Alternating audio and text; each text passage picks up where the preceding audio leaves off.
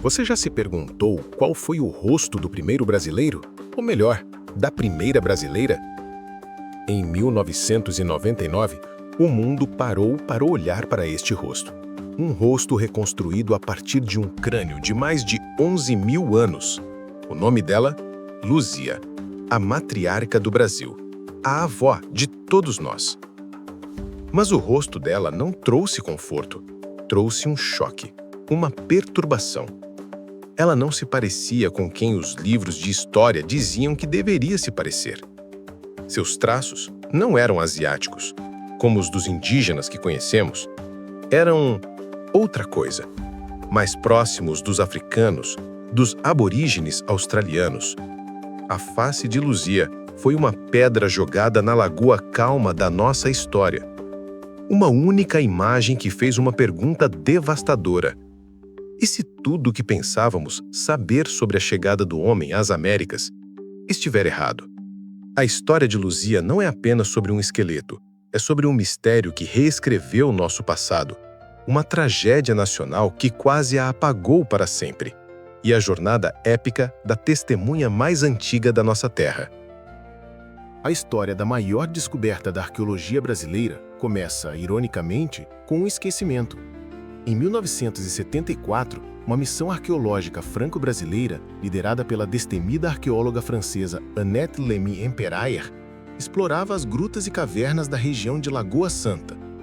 Essa área em Minas Gerais já era famosa desde o século XIX como um cemitério pré-histórico, um lugar onde os ossos de humanos e de animais gigantes se misturavam.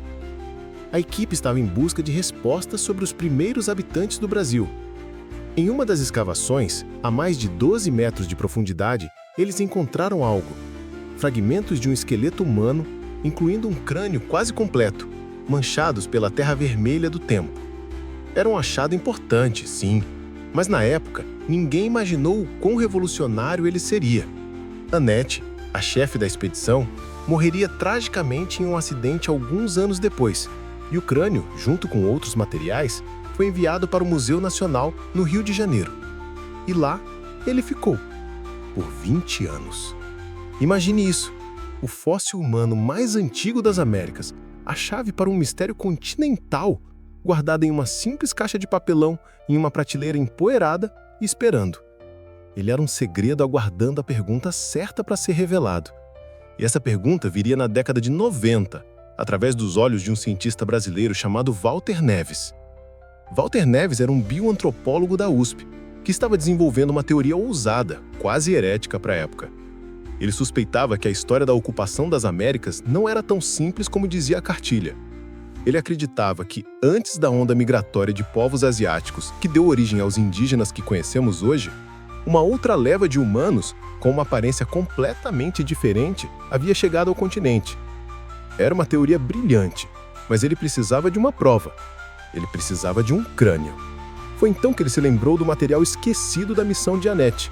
Ele foi ao Museu Nacional, abriu a caixa de papelão e, ao analisar aquele crânio, ele soube. Ele tinha encontrado seu elo perdido. A análise morfológica do crânio, que agora era carinhosamente chamado de Luzia, uma homenagem a Lucy, o famoso fóssil de ancestral humano encontrado na África, confirmou as suspeitas de Neves. O crânio era estreito e comprido, o rosto era projetado para frente com um nariz e órbitas largas. Eram características completamente diferentes das dos povos mongoloides da Ásia. Eram traços que o ligavam a populações da África e da Austrália. E a datação por radiocarbono foi o golpe final, entre 11.000 e 11.500 anos de idade. Era, sem dúvida, o esqueleto mais antigo já encontrado nas Américas. Luzia não era apenas um fóssil, ela era a prova viva de que a teoria de Walter Neves estava correta. Ela era representante de um povo fantasma, os primeiros americanos, que chegaram aqui, viveram por milênios e depois desapareceram, substituídos pela segunda onda migratória. Mas para que o mundo entendesse a magnitude dessa descoberta, não bastava um crânio. Era preciso dar um rosto a essa história. E foi esse rosto que iria transformar uma descoberta científica em um ícone nacional e um debate global. Um crânio, para a maioria de nós, é apenas um osso. Mas, para um cientista como Richard Neve, um especialista forense britânico da Universidade de Manchester, um crânio é uma tela em branco. Em 1999, uma réplica perfeita do crânio de Luzia foi enviada para ele, com um desafio: trazer de volta à vida, com a maior precisão científica possível, o rosto da primeira brasileira. O trabalho de Neave é uma mistura fascinante de arte e ciência. Ele usa a estrutura óssea para determinar a espessura dos tecidos, o formato dos músculos, a posição dos olhos, do nariz, da boca. E quando a argila finalmente cobriu o crânio e os detalhes foram esculpidos, o resultado não foi apenas uma reconstrução. Foi uma revelação que abalou as fundações da arqueologia americana. Para entender o tamanho do choque, precisamos entender o dogma que dominava a ciência por mais de 50 anos, o modelo Clovis First. Essa teoria dizia, de forma muito simplificada, que os primeiros humanos a chegar nas Américas vieram de uma única onda migratória. Eles teriam atravessado a Beringia, a ponte de terra que ligava a Sibéria ao Alasca durante a Era do Gelo, há cerca de 13 mil anos. Esse povo, conhecido como a cultura Clovis, teria traços mongoloides, asiáticos, e seriam os ancestrais diretos de todos os povos indígenas das Américas. Era uma história simples, elegante e, aparentemente, errada, ou, no mínimo, incompleta. O rosto de Luzia era a prova viva disso. Com seu nariz largo, lábios grossos e queixo projetado, ela não se parecia em nada com um indígena siberiano. Ela se parecia com os primeiros Homo sapiens que saíram da África para conquistar o mundo. A teoria de Walter Neves, agora materializada no rosto de Luzia, propunha um cenário muito mais complexo e fascinante. A primeira onda de imigrantes, o povo de Luzia, teria chegado às Américas muito antes do povo de Clovis, talvez há 15, 20 mil anos ou até mais. Eles não teriam necessariamente vindo a pé pela Beringia. Eles poderiam ter usado pequenas embarcações navegando pela costa do Pacífico e, por milênios, eles foram os únicos senhores deste continente. Isso levanta uma pergunta gigantesca e um pouco melancólica. O que aconteceu com o povo de Luzia? A teoria mais aceita é que eles foram extintos ou absorvidos pela segunda onda migratória, a do povo de Clovis, que chegou depois, com ferramentas mais avançadas e talvez em maior número. Não foi necessariamente uma guerra violenta, mas uma substituição populacional ao longo de séculos. O povo de Luzia simplesmente desapareceu, deixando para trás apenas alguns poucos e raros esqueletos, como o dela, como fantasmas de um capítulo perdido da nossa história. A existência de Luzia não apenas provou que a teoria Clovis First estava errada, ela abriu a porta para um passado muito mais diverso e antigo do que jamais imaginamos. Ela nos forçou a admitir que a história da ocupação do nosso continente não foi uma linha reta, mas um mosaico complexo de diferentes povos, jornadas e destinos. O rosto de Luzia se tornou um ícone. Ela estampou capas de revistas no mundo todo, do New York Times a National Geographic. Ela se tornou um símbolo poderoso de resistência e um lembrete de que a história nunca está totalmente escrita. Ela está sempre sendo redescoberta. Mas para realmente nos conectarmos com ela, não basta saber de onde ela veio. Precisamos tentar imaginar como ela viveu. Que mundo era esse que ela via com seus próprios olhos há mais de 11 milênios? Que sons ela ouvia? Que medos ela enfrentava? É hora de viajar no tempo para o Brasil da Era do Gelo, o mundo perdido de Luzia. Esqueça o Brasil que você conhece. O mundo de Luzia, há 11.500 anos, era um lugar completamente diferente, moldado pelo fim da última Era do Gelo. O clima era mais frio e seco. A paisagem onde hoje está Belo Horizonte não era de Mata Atlântica exuberante, mas um cerrado vasto, uma savana pontilhada por árvores retorcidas e grandes capinzais. Era um mundo sem fronteiras, um território de caça imenso, compartilhado não apenas com outros humanos, mas com os gigantes. Era a terra dos monstros, a megafauna. Luzia e seu povo, um pequeno grupo nômade, talvez de 20 a 30 pessoas, não estavam no topo da cadeia alimentar. Eles eram, na maior parte do tempo, a presa. Imagine sair de sua gruta ao amanhecer e dar de cara com um tigre dentes de sabre, o maior felino que já existiu, com caninos do tamanho de punhais. Ou ver uma manada de preguiças gigantes, criaturas do tamanho de um elefante, arrancando galhos de árvores como se fossem palitos. Havia também os gliptodontes, tatus pré-históricos blindados, do tamanho de um carro, e os toxodontes, parecidos com um rinoceronte sem chifres.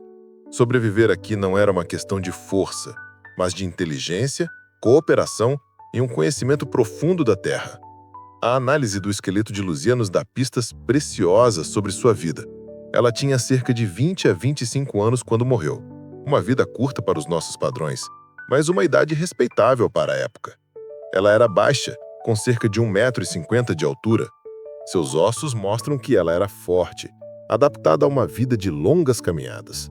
O povo dela era caçador-coletor. Os homens provavelmente se arriscavam na caça de animais de médio porte, usando lanças com pontas de pedra afiada. Mas a base da alimentação vinha do trabalho das mulheres, como Luzia. Ela passava os dias coletando frutas do cerrado, raízes, ovos, pequenos insetos. Ela era a guardiã do conhecimento sobre o que podia ou não ser comido, o que curava e o que matava. A vida era comunitária. Eles viviam em abrigos rochosos e cavernas, não por preferência, mas por segurança. O fogo era o coração da comunidade.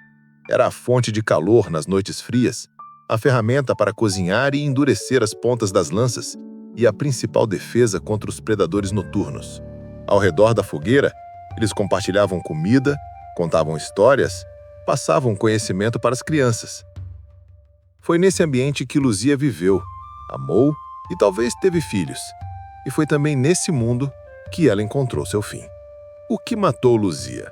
O crânio dela não mostra sinais de violência ou doença.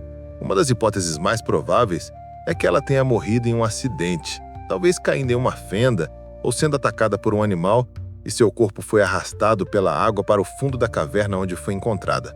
Outra possibilidade é que ela tenha morrido de causas naturais e seu povo a enterrou ritualmente ali.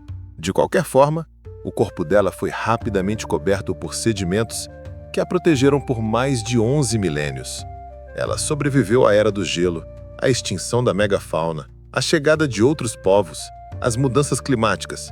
Ela sobreviveu a tudo, até encontrar seu maior e mais improvável predador. 11.500 anos depois, o fogo de uma tragédia moderna. Por mais de 11 milênios, a Terra protegeu Luzia. Por décadas, as paredes do Museu Nacional foram seu lar, um santuário onde ela era estudada, admirada e preservada. Ela, que sobreviveu à selvageria da Era do Gelo, parecia finalmente estar segura. Mas a história tem uma ironia cruel. Na noite de 2 de setembro de 2018, o maior predador da Era Moderna, a negligência humana, cobrou seu preço. Um incêndio devastador, nascido de um curto-circuito em um ar-condicionado velho, engoliu o Palácio de São Cristóvão, o Museu Nacional. O guardião de 200 anos de história natural e antropológica do Brasil estava queimando. E junto com ele, 20 milhões de artefatos. Naquela noite e nos dias que se seguiram, um sentimento de luto nacional tomou conta do Brasil. Não eram apenas objetos que estavam queimando. Era a nossa memória. Fósseis de dinossauros, múmias egípcias, artefatos indígenas raríssimos. Tudo virando cinzas. Mas, no meio de toda a dor, uma pergunta ecoava em todos os cantos. E a Luzia? A perda de Luzia parecia ser a mais dolorosa de todas. Ela não era apenas o fóssil mais importante das Américas. Ela havia se tornado um símbolo, a avó da nação. A ideia de que a primeira brasileira havia sido apagada para sempre por um incêndio era insuportável. Era como se a nossa certidão de nascimento mais antiga tivesse sido queimada. Nos primeiros dias, o pessimismo era total. Os cientistas diziam que a chance de um crânio tão antigo e frágil sobreviver a um calor que derretia metal era praticamente nula. O Brasil chorou a segunda morte de Luzia. Mas a história de Luzia é, acima de tudo, uma história de sobrevivência. E ela ainda não havia terminado. Em meio à paisagem de destruição, uma equipe de arqueólogos, paleontólogos e técnicos do museu iniciou um trabalho heróico, quase impossível. Uma escavação arqueológica nos escombros de seu próprio local de trabalho. Com pás, peneiras e um cuidado infinito, eles começaram a vasculhar as cinzas do que antes era a sala onde Luzia estava exposta. Era uma busca desesperada por um fragmento, qualquer coisa que provasse que ela não havia se desintegrado completamente. E então, 1 mês e meio depois do incêndio, um milagre. A arqueóloga Cláudia Carvalho viu algo no meio dos destroços. Um pedaço de osso branco. Era um fragmento do fêmur. Depois, outro. E mais outro. E, finalmente, em uma caixa de metal onde o crânio estava guardado e que o protegeu do colapso do teto, eles encontraram os pedaços do crânio. Quebrados, fragmentados, mas inconfundivelmente lá. Com uma precisão cirúrgica, a equipe conseguiu recuperar cerca de 80% do esqueleto de Luzia.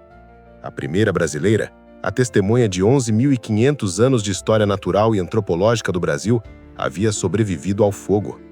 O resgate de Luzia foi um momento de catarse nacional. Em meio à perda devastadora, ela se tornou um símbolo de esperança, de resiliência. A avó do Brasil, mais uma vez, se recusou a desaparecer.